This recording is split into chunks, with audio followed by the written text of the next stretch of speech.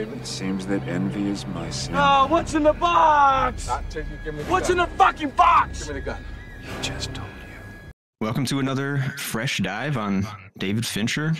Early in his career, basically his de facto debut film, I'd say, you know. Yeah. Se7en, 1995, Se7en. Written by Andrew Kevin Walker, which a really exciting fact to me is he is the writer of The Killer, which is David Fincher's new movie that's about to come out. First re-team back since Seven for those two. Hell yeah. So that excites me a lot. But talking Seven, gritty, noir crime, 90s. What'd you guys think? For crime movies and how they're structured and how they're just laid out. I mean, it kind of just started a new era. A new way. I kind of agree. When I was thinking of when I was thinking of like a thriller like this where you're trying to catch a serial killer, like the only way you're going to be able to form a connection with that person if you don't know who it is, like if it's a mystery throughout the movie, is if that character is introduced as somebody else throughout the rest of the movie. So you already kind of like have a tie to them. Otherwise, I mean, like when it's revealed who the killer is and you like don't know this character because they haven't been introduced yet, there's like not as much like emotional reveal. Yeah, like I don't know. So one thing I kind of liked about this was that they kind of revealed like who was kind of early. I mean, that he was the photographer. I mean, that was kind of neat. I don't know. Personally, going into this, I had never seen Seven before. So really? I don't know. That's I cool. actually really liked it. Yeah. Nice, yeah. This is my third watch, I want to say. It's been like 10 years since I've seen it, though. So it's a good refresher. You know, basically, I will say, I had seen like bits and pieces on TV like back in the day, and I had seen the whole scene where they find out what's in the box. Macy's apartment. No, and they like have that whole chase kind of sequence. I had seen that whole scene, but other than that, I hadn't really seen anything. Nice. So, but now I get the what's in the box references. So yeah, finally found out. Fucking box. Yeah. So this is my third watch. First off, I go back and forth on if this title is super cringe or actually really solid. I don't know what you guys think with the number 7 in the middle, but it works because of the 7 deadly sins. Supposed to be Se7 or is it just 7? No, I think it's supposed to be 7. You kept saying that, and I'm like, what the fuck? It's just funny. It's gotta be.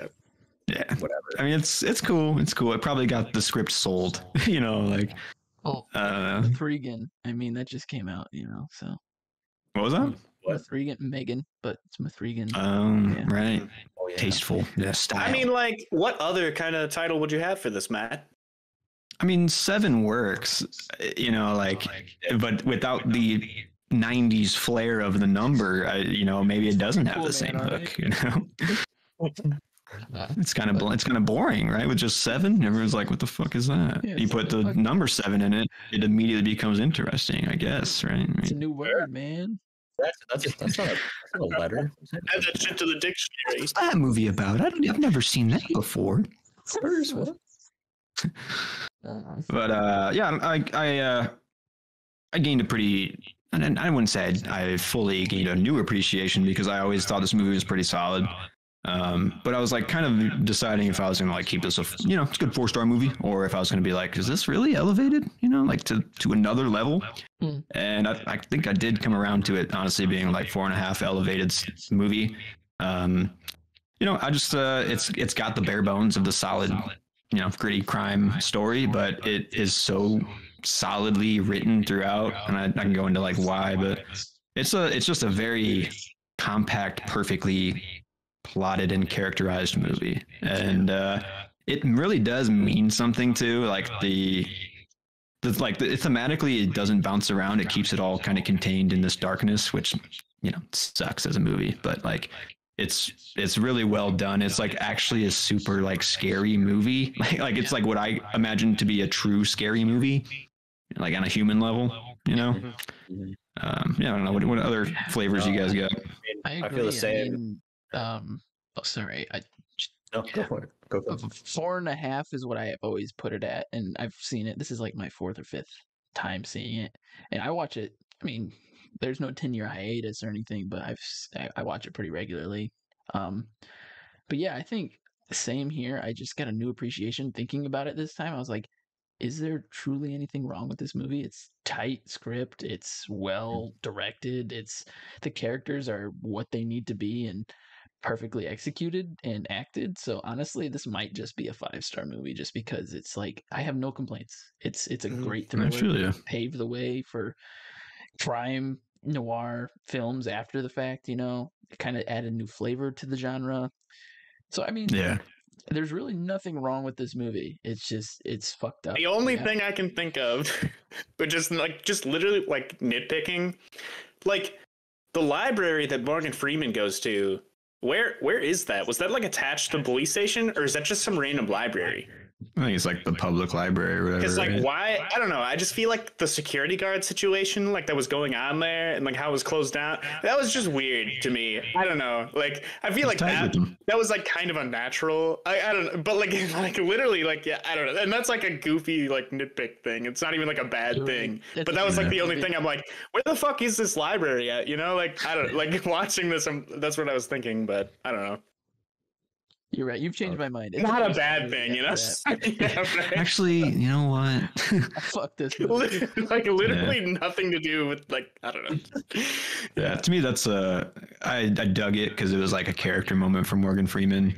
Mm. I mean, a big highlight. No, I'll let you get to it real quick. But like a big highlight for me right away was that on page, maybe even half a page in, on page 2 at least, you know exactly who the characters are and the dynamics that you're going to be facing for this movie. Like Morgan Freeman, he puts a suit down and he takes one little dust bunny off, and that's the only little flavor you need to know that guy. And then Brad Pitt comes in and he's like the new guy, Yeah, just fresh face, erratic. and you're just boom in the movie. Yeah. You know exactly what you're in for, the dynamics at least. And with the library, it's like Morgan Freeman's obviously the scholarly, you know, kind of guy. Brad Pitt's the I'm gonna get the Cliff Notes guy, you know. So it was good. I liked it added relatability to Morgan Freeman in that moment, I guess, of like he's got friends somewhat, you know, that are cool with him or whatever. But what do you think of the movie, Noah? No, I mean, I completely agree with all you guys, everything you guys have said. Mostly like that the Including the library. I'll let that one out. I'll leave that to the audience, to our viewers. They can fucking hash that out. No, no, I like the execution, the characterization, like you said, like that's the main point I wanted to hit early on. Like this was only my second time watching it, but yeah, like it just sets up Brad Pitt and Morgan, their dynamic so perfectly. The new young detective, like looking kind of out there to like prove himself and like get to work and like that kind of thing. And I think this movie just like is a fucking masterclass in like foreshadowing.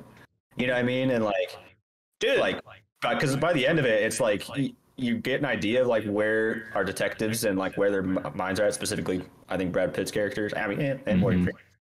But like, and then by the end of it, it's like you know like exactly how Brad Pitt is going to react by the end of it. Like by the end of this, I did. Yeah. Dude, you're kind of before they revealed what was in the box, I knew what was in the box. Like, Yeah, I mean, right. like, they had hinted that he's like such an emotional character throughout like the whole movie. So like, that's initially why Morgan Freeman didn't want to be his partner, because he was just green and too emotional. So like, Right. There's great, yeah, like you said, there's great foreshadowing too, because one great line that I picked up this time, I don't think I picked up before, was that Gwyneth Paltrow says that Brad Pitt was the funniest person she ever met.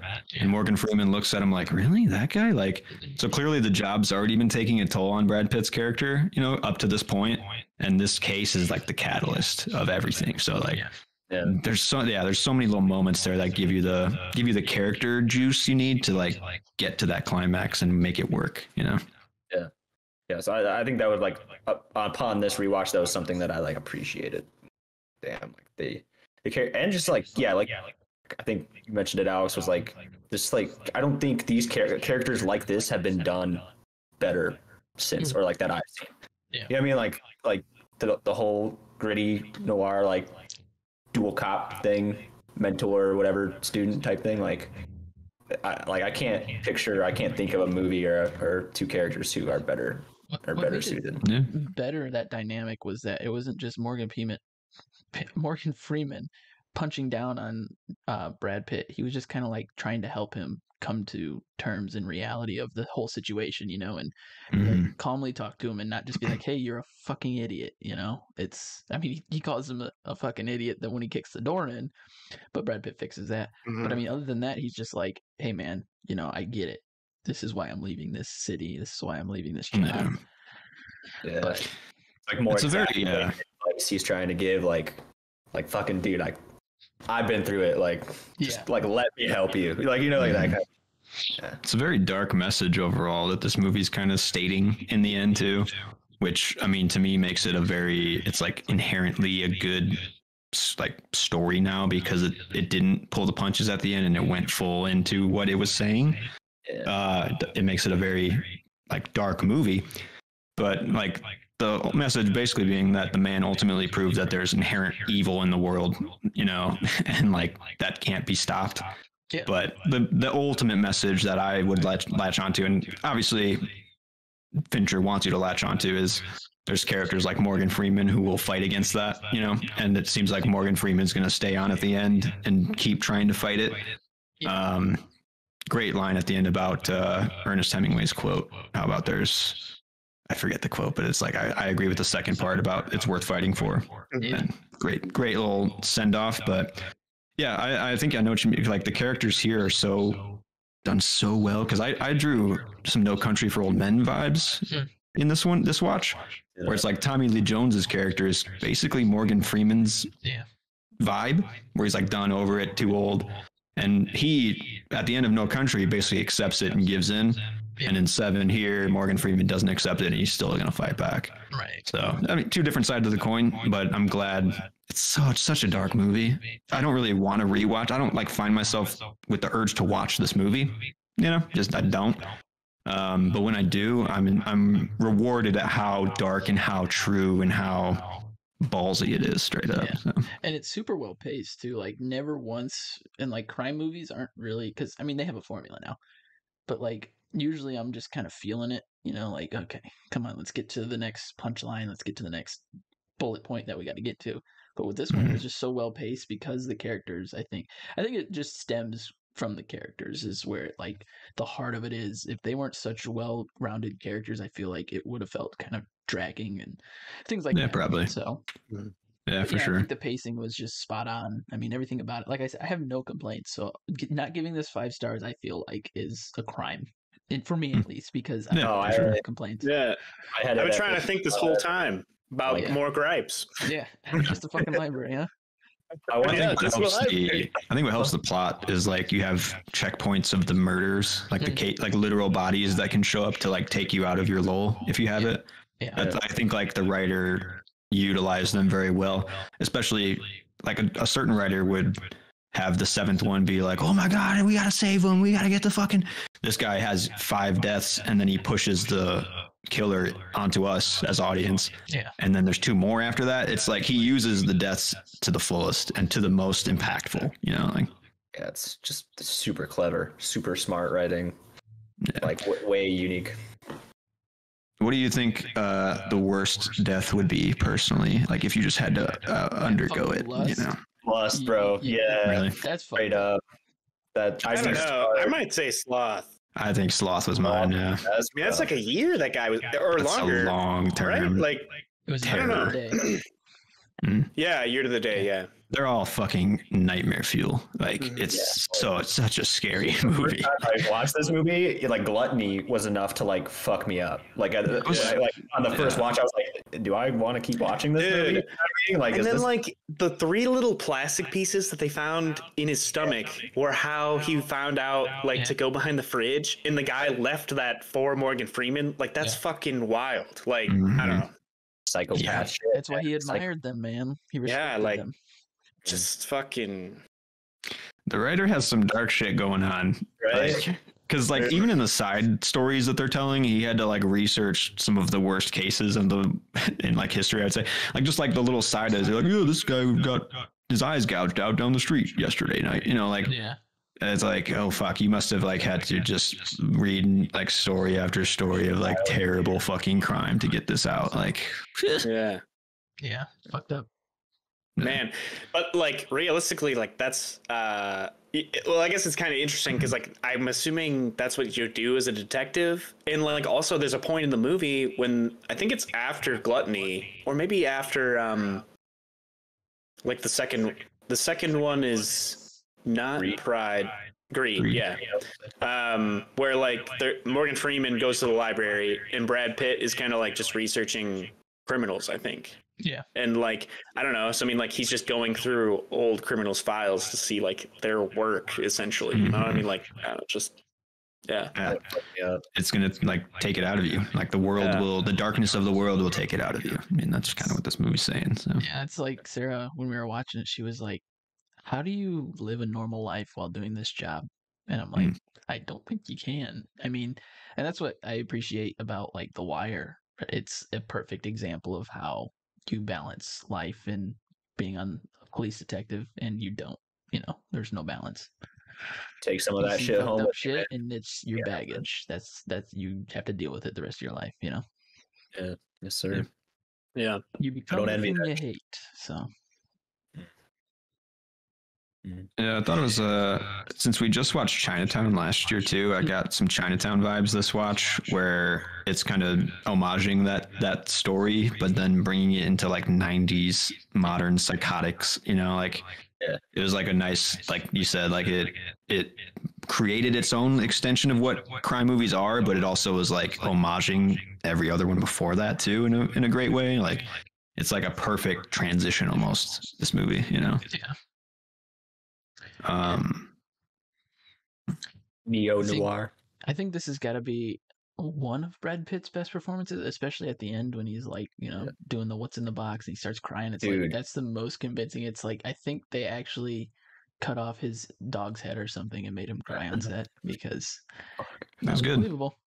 Yeah, he's like flashing between like sorrow and anger and like fucking yeah. I really didn't know if he was gonna do it too. Like I really didn't know if he was gonna kill him. Like I had never seen this before, so like great. Yeah, on this watch through, I kind of when I remember watching it, I thought he just like instantly took out the gun, shot him, anger. Yeah. This one, he like takes out the gun, but he's like going through like phases, like you said, and it's like it keeps you on your edge of like. And then he kind of just does it. It's like, yeah. So it's really well shot. I knew like what he was like. I had a hunch because like 5 of the sins were already done before they went out there. So like, and he only had blood of one other person on him. So like, I was assuming that like one of the last 7 would be one of those characters. Mm-hmm. And like, I kind of knew that Brad Pitt was getting hot. So I'm like, okay, he's probably Wrath. But then what is Envy? And I guess it just turned out to be, Kevin Spacey. So like, I don't know. Dude, that's kind of why I already knew like what was in the box beforehand. Cause like, I kind of knew it was going to have to be Brad Pitt. Yeah. Mm-hmm. Yeah. I knew. Oh, sorry. Go ahead. Go ahead. It's just, Wrath is clearly still alive. So Kevin Spacey didn't really, Yeah, I know. Right. Like path, but he also killed an innocent to create. Yeah. Wrath, so that's just an interesting tidbit there. But that's cool. I mean, that's Wrath true. was already there in Brad Pitt, but like to send him over the line to actually seek vengeance, to prove it. Yeah. I mean, that's why this movie is ingrained as like something special to me. Is like the writer knows the importance of the decisions, and what they mean. Because like Kevin Spacey is proving that Wrath is in him. And he's saying that this message will live forever. Brad Pitt's saying you're insane. No one's going to fucking remember your shit. He's the one now that will remember the message forever. So like, the way that it's like ingrained in the story and the characters is something very special too. And like the message is like flipped on the characters and then ingrained in them, if that makes sense. It's like, I don't know. It's cool. One other little note I had I was like thinking about just Fincher's style in general. There's so much like this. If there was one thing I was like, man, I don't know if I want that anymore. There's so much shaky cam in this movie, or so much just unsteady camera work, especially towards the end, which I understand kind of why, because it's getting tension filled, it's getting uneasy. But I know Fincher, like modern sensibilities are like very tripod related, very stagnant camera work, which is, he loves that because it's so clean and effective, which I agree. It was just kind of cool. This was like where I see his like inklings as a first time director besides Alien 3, but fuck Alien 3. So, he's like shaking the camera. He's trying to get emotion out of it. He's trying to, and I think it's slightly amateurish just as a style choice, or dated maybe kind of just because it's 95. Just kind of cool. I think he shifted his style slightly after this, maybe. Just a little more contained, a little more easy going. But this one obviously is not a very easygoing story, so I can understand it. I'm a fan of shaky cam. Not gonna lie. Really? It's utilized well. Yeah. Like Breaking Bad is like all shaky cam. It's all handheld, so it's just that's why that was like one of the things that made me fall in love with the art of making film and stuff. So maybe that's. I like it when it's done well. Like Succession is very handheld and zoomy, and that's got a total unique vibe, and it works super well to bring you into the characters. I think my gripe with this shaky cam is like when they're showing the helicopter shot. Yeah. It's like fucking waving, and it's like I get it, but it's just a little too much. For it, there's it's easy to be too much. Yeah. But Definitely an artistic choice that like you got to think about.